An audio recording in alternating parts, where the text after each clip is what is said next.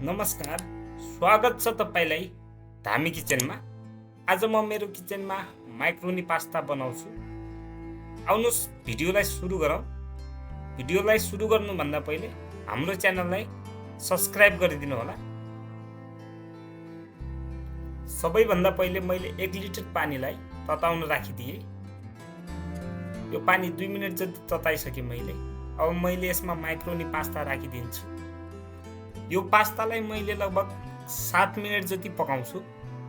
मैले यसलाई अब छोपिदिन्छु। मैले पास्तालाई राखेको 7 मिनेट जति भइसक्यो। यो उम्लिँदैछ, तपाईहरु देख्न सक्नुहुन्छ। अब मैले यसको ग्यासको फ्लेम अफ गरिदिन्छु। अब मैले यसलाई एउटा अर्को भाँडामा छान्नु पर्ने हुन्छ। यसको पानी निकालिदिन्छु यसरी मैले। पानी निकालिसकेपछि मैले यसलाई यतिकै छोडिदिन्छु। यसको सबै पानी निकाल्नु पर्ने हुन्छ मैले। पास्ता सेलाउँदै गर्छ। अब मैले माइक्रोनी पास्ताको लागि सस बनाउँछु। सुरुमा मैले एउटा भाँडालाई लिए, त्यसमा मैले घिउ राखिदिन्छु। तपाईहरु तेल पनि प्रयोग गर्न सक्नुहुन्छ। हाम्रो घिउ तातिसकेको छ। अब मैले यसलाई चारैतिर फैलाइदिन्छु। अब मैले यसमा लसुन र अदुवाको सानो टुक्राहरू चप गरेको छु, त्यसलाई राखिदिन्छु। लसुन र अदुवाको टुक्राहरू धेरै ठुलो बनाउनु हुँदैन, जति सक्दो सानो बनाएर फ्राई गर्नुपर्ने हुन्छ। फ्राई हामीले गोल्डन ब्राउन नहुन्जेलसम्म गर्ने हो।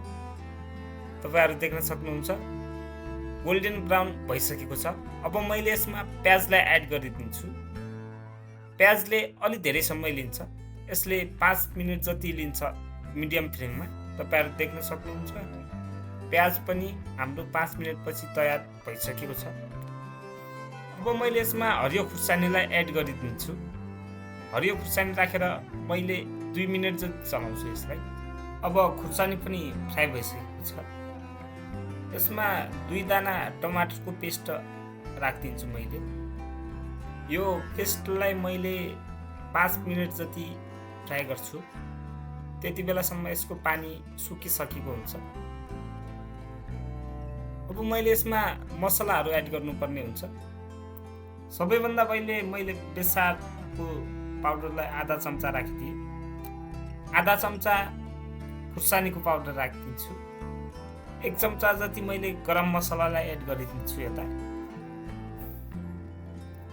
गरम मसला राखिसकेपछि मैले यसमा चिल्ली पेस्ट राख्नुपर्ने हुन्छ। मैले 1 चम्चा जति चिल्ली पेस्टलाई राखिदिएँ। अब मैले यसमा नुनलाई एड गरिदिन्छु।